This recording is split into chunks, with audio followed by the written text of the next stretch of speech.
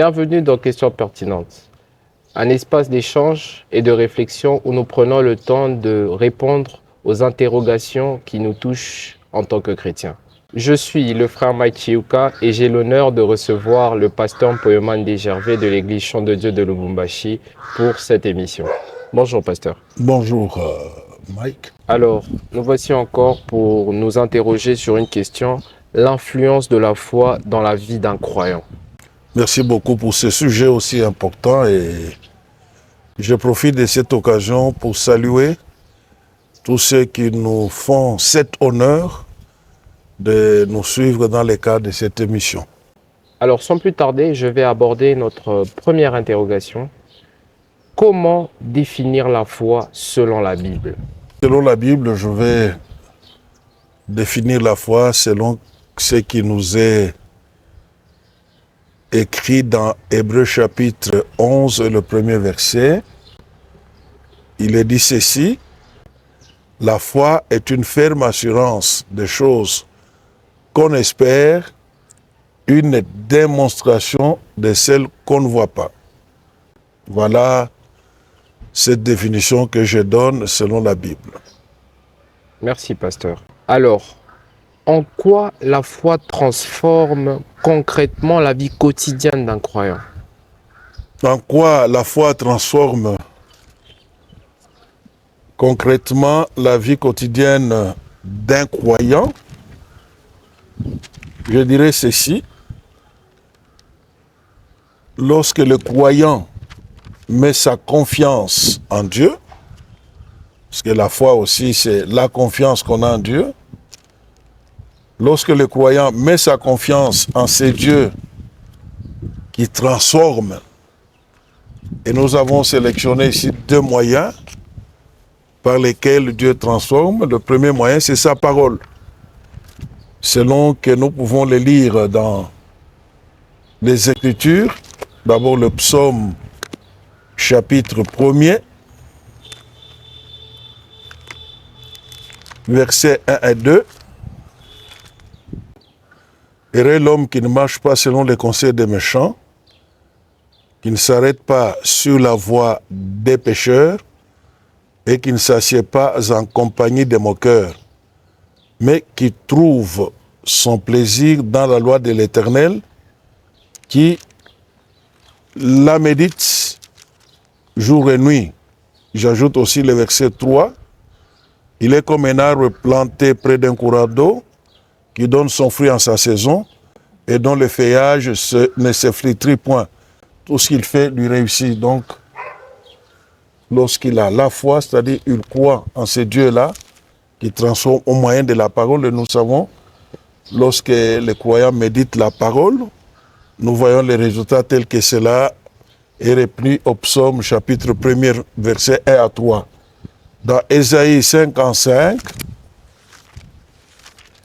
et le verset 11, il est écrit: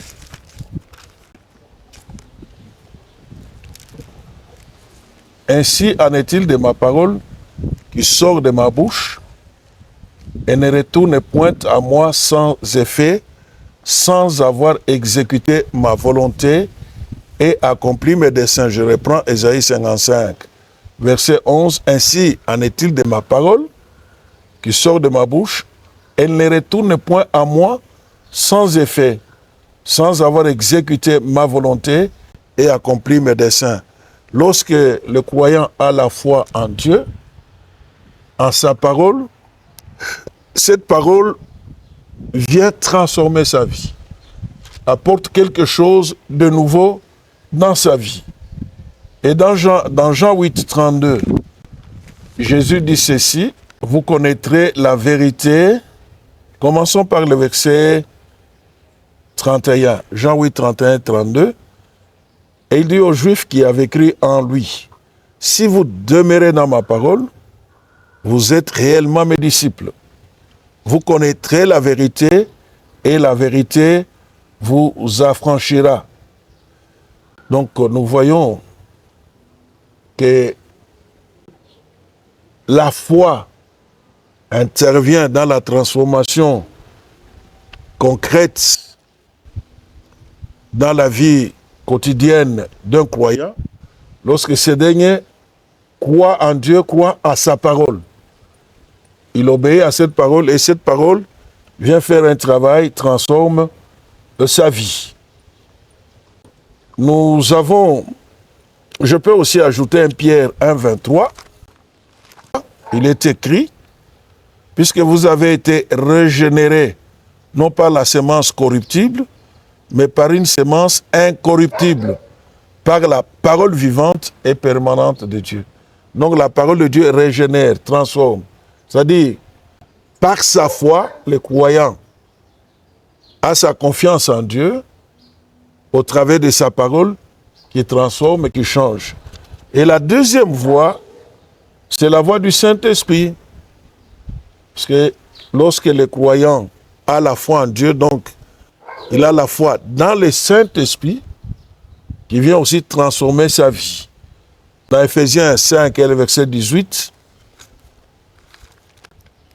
Ephésiens 5, 18,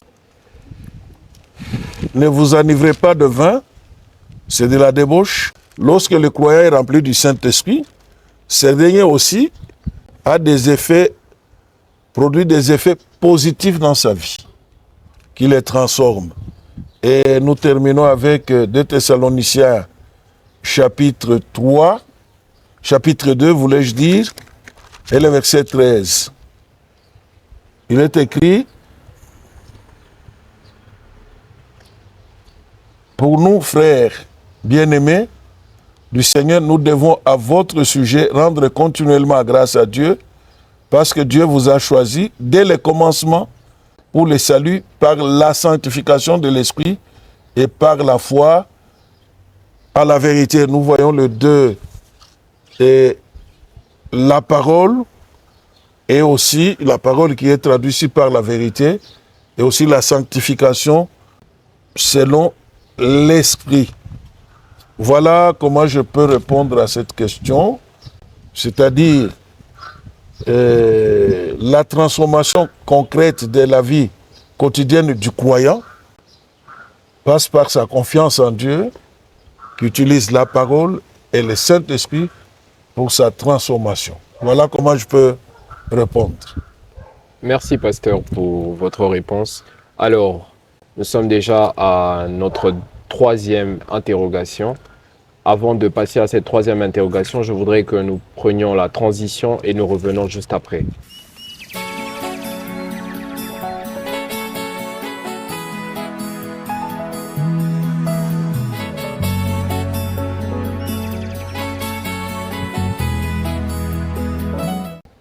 Nous revoici pour notre troisième interrogation. Alors, pasteur, je voudrais savoir, très souvent, nous sommes perturbés par des épreuves de la vie qui font que notre foi soit affaiblie. Alors, la question est de savoir, la foi est-elle suffisante pour triompher des épreuves ou il faut autre chose? Merci pour la question. Avant d'y répondre, je voudrais lire des textes de la parole de Dieu. Le premier est celui du livre des Actes, chapitre 14, et le verset 21 et 22. Actes 14, 21 et 22. Quand ils eurent évangélisé cette ville et fait un certain nombre de disciples, ils retournèrent à Lystre, à Icône et à Antioche, fortifiant l'esprit des disciples, les exhortant à persévérer dans la foi et disant que c'est par beaucoup de tribulations qu'il nous faut entrer dans le royaume de Dieu. J'ajoute Acte 16 et le verset 5. Les églises s'est fortifiées dans la foi et augmentées en nombre de jour en jour. Se fortifier dans la foi, être fortifié dans la foi, persévérer dans la foi. Il faut voir la foi ici dans sa dimension globale. Qu'est-ce que je veux dire? Je veux dire ceci, quand quelqu'un est fortifié dans la foi, Quand quelqu'un persévère dans la foi, cela signifie toute sa marche, dans toute sa marche en tant que chrétien.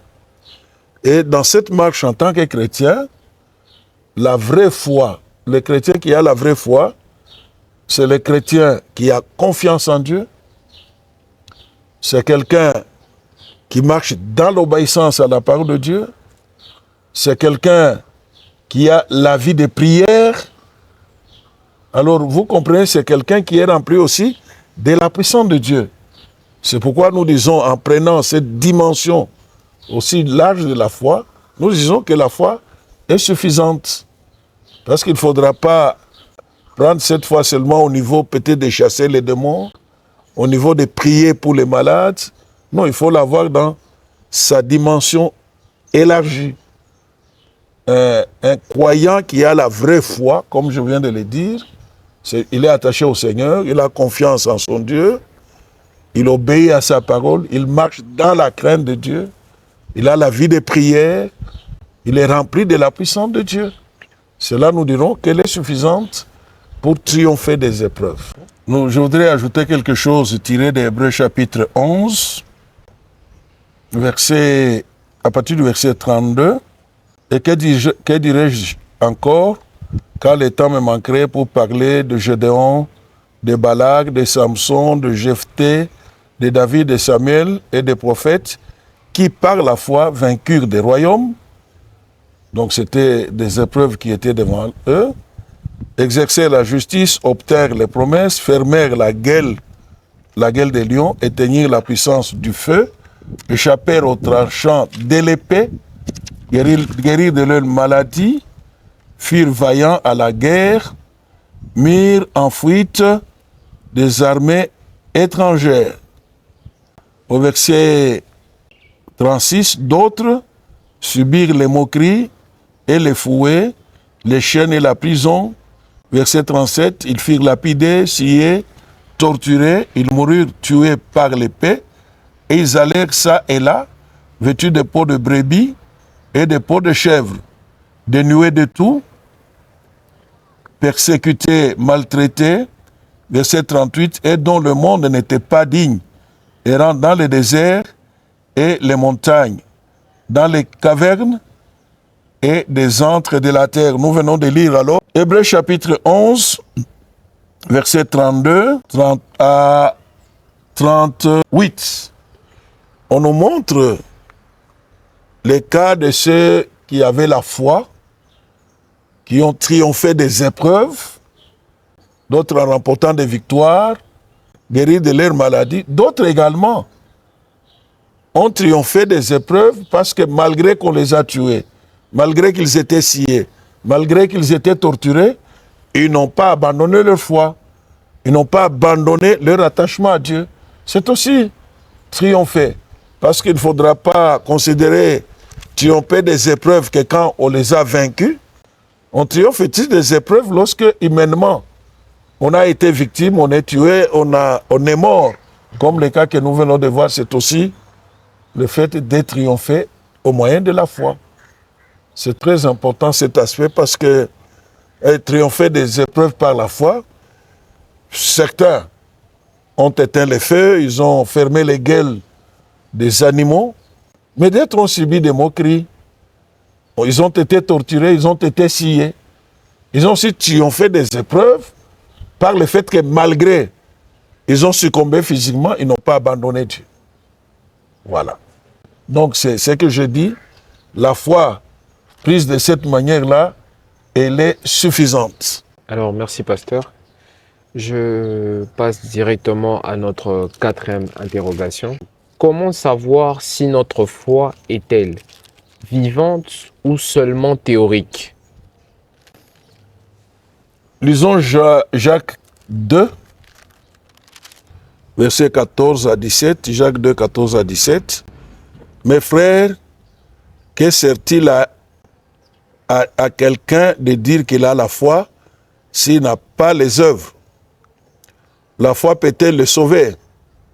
Et si un frère ou une sœur sont nus et manquent de la nourriture de chaque jour, et que l'un d'entre vous leur dise, allez en paix, chauffez-vous et vous rassasiez, et que vous ne leur donnez pas ce qui est nécessaire au corps. À quoi cela sert-il? Il en est ainsi de la foi. Si elle n'a pas les œuvres, elle est morte en elle-même.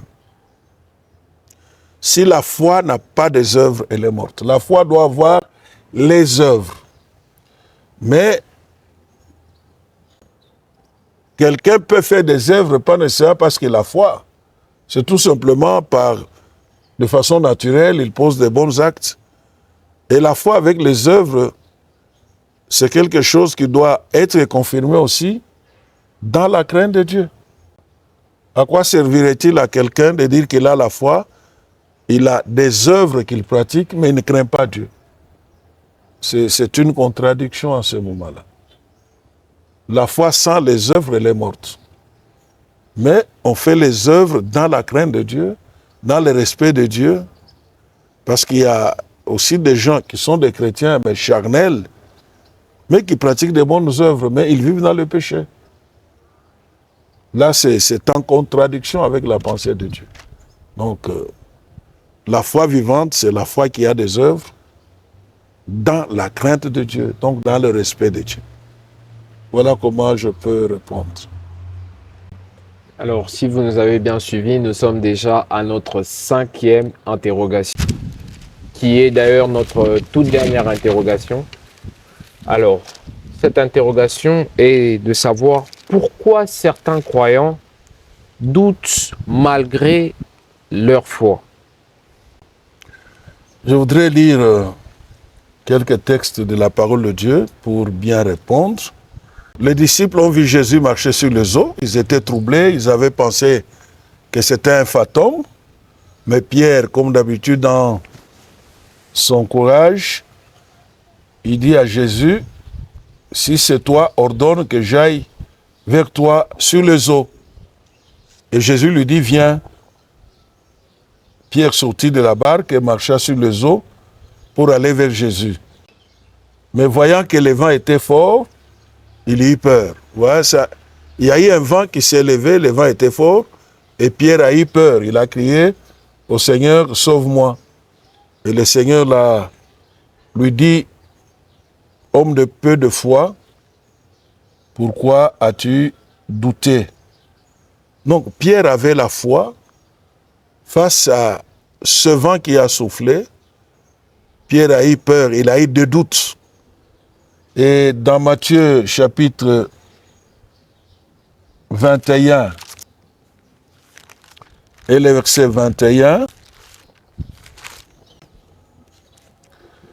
Jésus lui répondit, je vous dis en vérité, si vous aviez de la foi comme la foi est que vous ne doutiez point, non seulement vous feriez ce qui a été fait à ces figuiers, mais quand vous diriez à cette montagne, ôte-toi de là et jette-toi dans la mer, cela sera fait.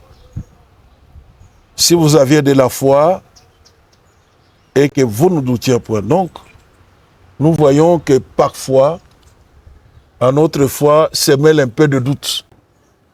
Et nous voyons que Jésus a reproché à Pierre d'avoir un peu de foi et pourquoi il avait douté. Et nous voyons ici, si vous aviez de la foi et que vous ne doutiez pas. Donc, à la foi peut se mêler le doute. Je dirais que le doute, c'est le contraire de la foi. Et le doute vient carrément, je dirais, un peu affaiblir l'efficacité de notre foi. Donc, ça peut arriver à cause de la nature humaine.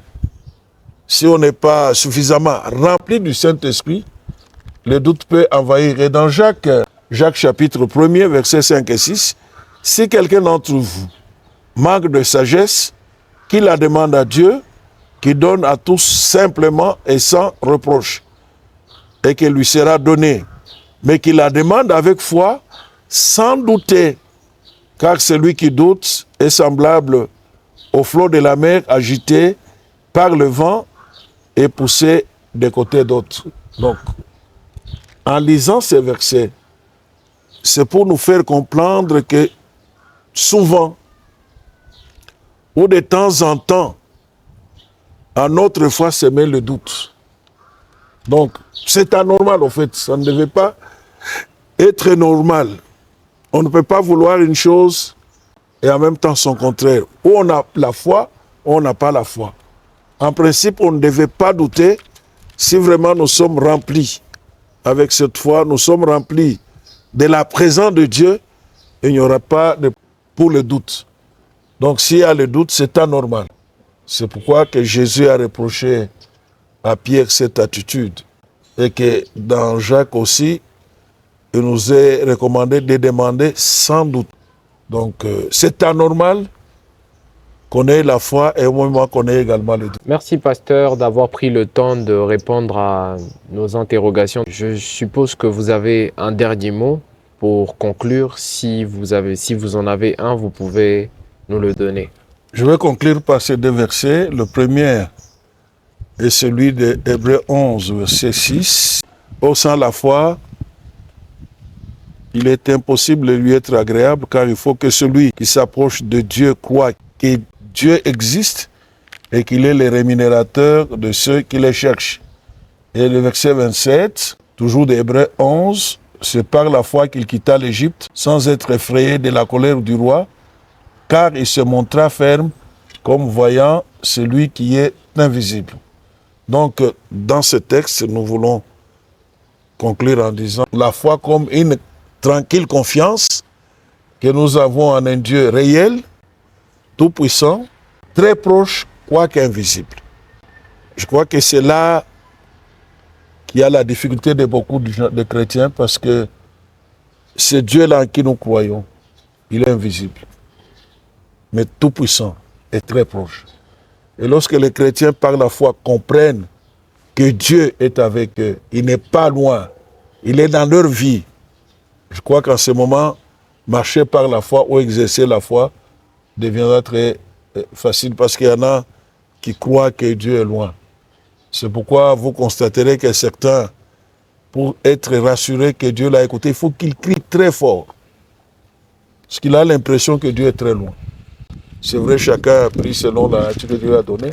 Ce Dieu-là en qui nous avons cette tranquille confiance, il est tout puissant, il est très proche, quoique invisible. Et lorsque les chrétiens comprennent la chose de cette manière, exercer la foi ne sera plus tellement un problème, mais surtout qu'il faut aussi s'appuyer sur les expériences de ceux qui nous ont précédés dans la foi, que nous trouvons dans la Bible, qui peuvent encore nous aider et alimenter davantage notre foi. C'est pourquoi il faut aussi que les chrétiens aiment la parole de Dieu. Parce que la foi vient de ce qu'on entend, et ce qu'on entend vient de la parole de Christ. Il faut aimer. La foi doit être alimentée au quotidien. Par la parole de Dieu, en priant, en échangeant des témoignages entre chrétiens, ça alimente aussi la foi. Voilà comment je peux conclure. Merci beaucoup, pasteur. Cet échange nous a permis de comprendre l'impact de la foi dans la vie d'un chrétien ou encore d'un croyant. Alors, je vous remets la parole pour un dernier mot. J'encourage tous les chrétiens qui nous suivent à ne pas abandonner la foi, quelles que soient les difficultés qu'ils traversent. Vous n'êtes pas les premiers ni les derniers. Lisez les Écritures, venez, vous verrez que tous ceux qui ont marché dans la foi en Dieu ont connu des épreuves, mais ils ont tenu bon jusqu'à la fin de leur jour. S'il y en a qui ont abandonné la foi à cause des épreuves, qu'ils se repentent et qu'ils retournent à Dieu, qui aura pitié d'eux. Voilà le mot par lequel je peux terminer. Que ces paroles résonnent dans les cœurs, fortifient la foi de chacun et inspirent une marche plus pertinente avec Dieu. À très bientôt pour un nouvel épisode de Questions pertinentes.